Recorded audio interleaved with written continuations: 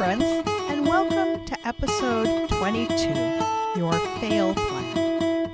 Okay, I hope you haven't clicked away. Welcome to She Coaches fail. Coaches. I'm your host, Candy Motzek. Oh my God, and no, I'm going really? to help you find the clarity, confidence, I and wanna look at courage that. to become the coach once that we you go are through meant it, to be. They relax. If you're a new and they coach, go, wow, or if you've always so wanted to helpful. be a life coach, then I this know is that the most place of us for are you. gold star We're going to students. talk all about We wanna do a mindset great and job. strategies We and want how to be to, successful. because step We by wanna step have a wait list only of works when you have the amazing clarity, courage, who know and that confidence we're the to person take to work action. with. Let's And get we started. also want to know that we're making a real, measurable, positive difference in our world.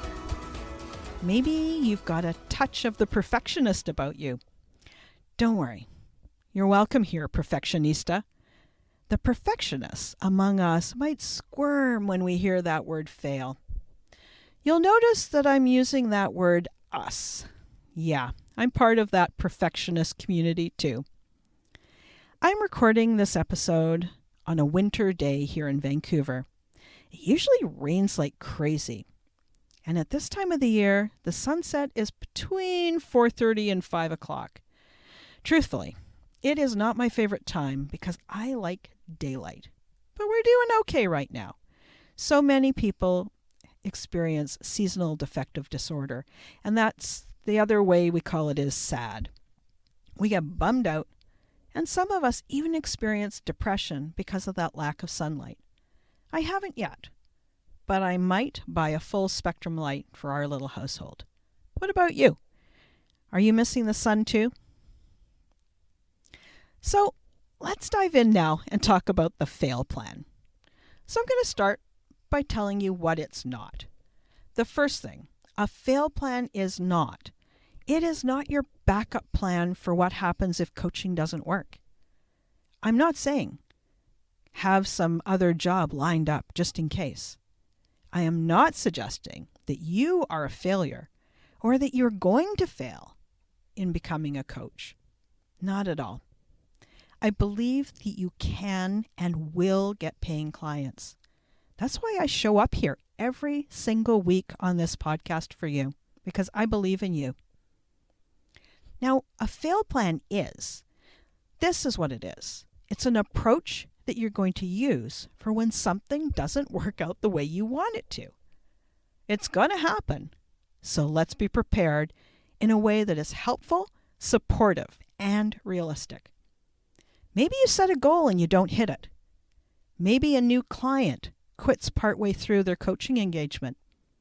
Maybe you write a blog and no one reads it. Ever. Whatever the fail, big or small, you can use your fail plan for it. So a fail plan is made up of 4 parts. Part number 1, we're going to ask ourselves what went well.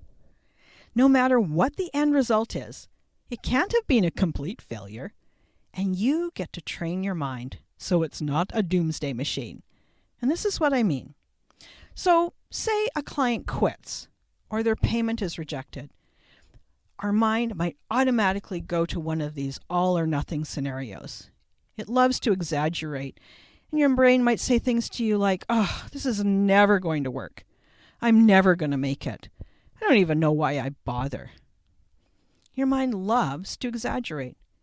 And so it helps to train our brain that our thoughts are optional. And it's not an all or nothing scenario. Not every single thing that happened is bad. So in part 1, we decide that something, and it may only be a tiny thing, but something has gone well. And then you find it. You might say things like, well, that was terrible. But what can I find out that went well? What did I learn? What went well here? And on reflection, you might realize that you had the courage to try something new. Or maybe you learned about how you want to run your business. For example, maybe you set a new boundary that all payments are due before the coaching. You'll never make that mistake again and have to chase a past due invoice. Or maybe you've learned that sometimes people quit. It is disappointing. They're missing out on the growth, and you know you could have helped them. But truthfully, it's their life, and they get to choose. So part 1 of your fail plan is to find something that went well. Part number 2 is be willing to feel. Our thoughts are optional, and our thoughts fuel our emotions. The easier it is for you when you are understanding that an emotion is caused by your thinking. We have a huge range of emotions, and we feel them in our body. Some are heavy, tight. Some of them are airy and expansive, but they truly are a physical sensation. Most of us, me included, weren't taught or encouraged to feel our emotions, so we're used to numbing them or avoiding them. And we may have even had an unhealthy fear of feeling. We give that feeling power. But when you're willing to feel any emotion, and you know that each emotion is kind of like a wave on the ocean, it comes and goes. Sometimes that wave is a tiny ripple. Other times it feels like a tidal wave. But it does come and go. It never stays forever. You're never happy forever, just like you're never angry forever. The emotion is no reflection on you or on who you are. It is a sensation. Notice, too, that I said be willing. It's not that you have to feel every emotion or get completely burdened with them. You just need to have the willingness to feel them. And the willingness in and of itself, that allowing, is powerful. When you're willing to feel any emotion, you're going to find that you have so much more courage, and you're going to be able to create just about any result you want because you're going to be willing to go back and try again and again. Part number 3 of your fail plan is to be kind. Start by making a deal with yourself. Agree that you're going to have your own back and refuse to beat yourself up. This is a way of demonstrating and deciding to have self-acceptance and to treat yourself as you would a good friend. Give yourself the same compassion and benefit of the doubt that you so easily offer to others. We're often used to being mean and nasty to ourselves. If anyone heard how you speak to yourself in your mind, how would you feel? Would you feel a little embarrassed that you were so nasty to yourself? It's worth noticing. Some people think this is a difficult step, this learning to practice self-acceptance, this learning to be kind to yourself. But in fact, it's a decision. That's it. It's a decision that you make with yourself, and then you practice every day until it becomes a habit. You don't have to be perfect at self-acceptance. You've lived all of these years with who you are. It takes time to create a new habit, and you're never going to be perfect at anything. But you do want to start taking small steps. That's where the big growth is. What do I mean by this? Well, if you decide right now, that's it. I'm going to learn how to accept myself and be kind to me. And you draw that line in the sand. The next time you're eavesdropping on your own thinking and you're noticing you're being kind of judgmental about yourself, all you need to do is simply remind yourself, oh, nothing's gone wrong here. This is just a habit. My brain is used to running this pattern. Oh, I remember now. I'm no longer going to tolerate this being mean to myself. And then you move on. I know it sounds like maybe I've simplified this too much, but truthfully, making that decision and practicing daily, day in, day out, is the only way. Our brain wants us to think it's complicated because it doesn't want to expend that energy and create a new habit. It takes energy for our mind to create a new habit, and it just doesn't like that. You don't have to get caught up in this never-ending story loop of judging yourself harshly for judging yourself. Yeah, I just said that. You don't have to get caught up in a story loop of judging yourself harshly because you're judging yourself. When you catch some negative talk, mentally take a step to the side, become the observer in your brain, and remind yourself, oh, it's okay. It's just my mind doing what it does. Nothing's gone wrong here. I'm learning a new habit. We don't speak like that anymore to ourselves. And finally, number 4 in your fail plan is decide in advance. Decide ahead of time how you're going to think and feel if you don't hit the goal or if you make a mistake. By choosing a few helpful thoughts and feelings that you have deliberately chosen and then write them down so you can refer back to them anytime, you're going to be using the prefrontal cortex of your brain. This is the executive thinking part of your brain, and using this helps you make the best decisions for your long-term self. Choose a very few thoughts, 3 to 5 thoughts that you will consciously read and choose the next time there's a mess.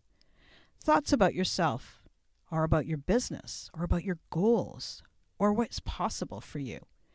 Decide ahead of time. It means you're going to create a new standard for how you treat yourself. Here's some examples that you might want to try. So, you want to maybe try moving to these emotions. Maybe you want to feel neutral. Maybe you want to feel more compassionate. It's okay if you choose that it's all right to feel disappointed. This was important to you and it didn't go well. You're going to feel disappointed sometimes. Maybe you want to feel determined, or maybe you choose to feel calm. So those are some examples of emotions that you might choose for your fail plan when you're deciding in advance. Now, for thoughts, you're the best person to choose the exact thoughts that work for you. But I'm going to give you a few here to get you started and kind of use these to get your own ideas started. Here you go. You could choose to think something like, I can figure this out. Or how about, I am learning a lot. Maybe, you know what? I won't stop until this is done. Try, this is just the beginning. Or, next time, I will, then you fill in the blank. You could even decide, you know what? I'm really proud of myself here. And finally, another one for you to try on for size. No matter what, I'll be okay. So, there's a whole bunch of thoughts for you to play with. See which ones apply to you. Customize them so they are just right for your mind. If you want to start with exactly my thoughts, you go right ahead. It's a great place for you to start. Now, before we wrap up, I want to tell you about the Coach's Online Business Academy. It is my free online resource vault. Here's how it works. You sign up for a free account and you get immediate access to a whole bunch of free resources that I've created for you. I created these for new coaches and people who are thinking about becoming a coach. So, in the vault, there is a quiz about narrowing down your niche. There's also a 5-day video training and a whole bunch of PDF guides and checklists. Like I said, I created everything in there to help new coaches get started. And I'm really happy to be able to offer it to you. It is free. All you need to do is click on the link, sign up, and take advantage of all that stuff I've got in there for you. So that's it for this week, and I hope to talk to you next week. Thanks again for listening today. Please hop on over to Apple Podcasts and leave a review. Also, I would love to hear from you. Did something that I say resonate? What else would you like to learn about? Click the link in the player and leave a comment on the post. This is going to give me great ideas for future episodes so I can help you best. Join me again next week for more coaching, support, and teaching to help you become the confident coach you are meant to be.